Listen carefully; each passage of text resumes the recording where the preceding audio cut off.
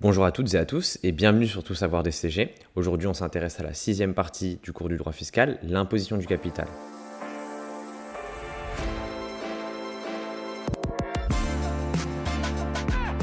Si vous n'avez pas vu les précédentes parties du cours du droit fiscal, je vous invite à aller les voir, elles sont présentes sur la chaîne.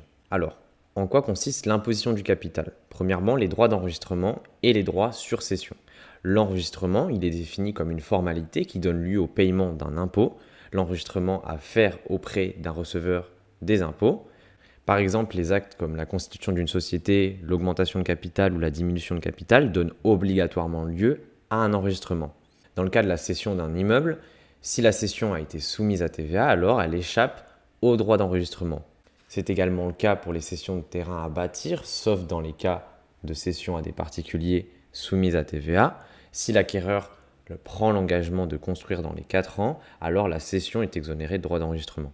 Sinon, si l'acquéreur n'a pas récupéré la TVA, il y aura une régularisation obligatoire. Et si l'acquéreur a récupéré la TVA, les droits d'enregistrement sont exigibles, majorés d'un droit supplémentaire de 1% et un intérêt de retard sous déduction de la TVA initiale. Donc la vente d'un immeuble donne lieu au paiement d'un droit qui se compose comme si.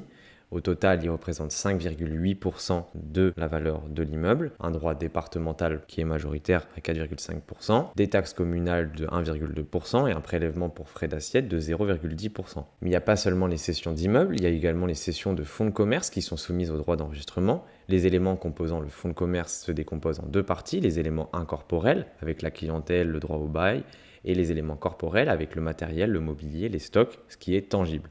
L'ensemble de ces éléments sont soumis au droit d'enregistrement à l'exception des marchandises qui sont soumises à la TVA. En effet, lors de l'achat de marchandises, on paye la TVA. Les cessions de fonds de commerce sont soumises au droit d'enregistrement. Les créances, les marchandises et les dettes ne sont pas à prendre en compte. C'est très important. Donc, ça va dépendre de la valeur du fonds de commerce, à savoir 3% entre 23 et 200 000 euros et 5% au-delà. Donc, si on a un fonds de commerce qui vaut 250 000 euros, entre 23 et 200 000, les droits d'enregistrement s'élèveront à 3% et sur les 50 derniers milliers, ils s'élèveront à 5%. Pour la cession d'actions ou de parts sociales, les actions d'une SA sont soumises à 0,1% sauf pour les cessions d'actions cotées et les parts sociales d'une SARL à 3% avec un abattement de 23 000 euros. Dans certains cas particuliers pour les sociétés dont l'actif est principalement composé d'immeubles, par exemple les SCI, les droits d'enregistrement s'élèvent à 5%. Enfin, les brevets sont soumis à des droits d'enregistrement fixes de 125 euros, peu importe la valeur du brevet. Donc comme on l'a dit, à la constitution d'une société, il y a des droits d'enregistrement. Il faut d'abord qualifier les apports réalisés. Il y a 3 types d'apports. Les apports purs et simples, ils sont rémunérés par la remise de droits sociaux. Il y a les apports à titre onéreux, qui sont rémunérés par la remise de biens ou par l'engagement de la société à rembourser une dette. Donc ici, ça va dépendre si l'apport réalisé est uniquement un actif, ou alors un actif accompagné d'un passif. Et enfin, le 3e type, c'est un apport mixte, onéreux et pur et simple. Certains apports sont exonérés de droits d'enregistrement, notamment les marchandises neuves, les immeubles, les biens mobiliers d'investissement. L'imposition des apports purs et simples, des apports qui sont uniquement rémunérés par des droits sociaux. En principe, ils ne sont pas imposés, à l'exception d'apports d'immeubles, de fonds de commerce ou de droits immobiliers, par un particulier ou une personne non soumise à l'IS, à un taux de 5%. Sauf pour les fonds de commerce qu'on a vu juste avant, à un taux de 3% entre 23 et 200 000 euros et 5% au-delà.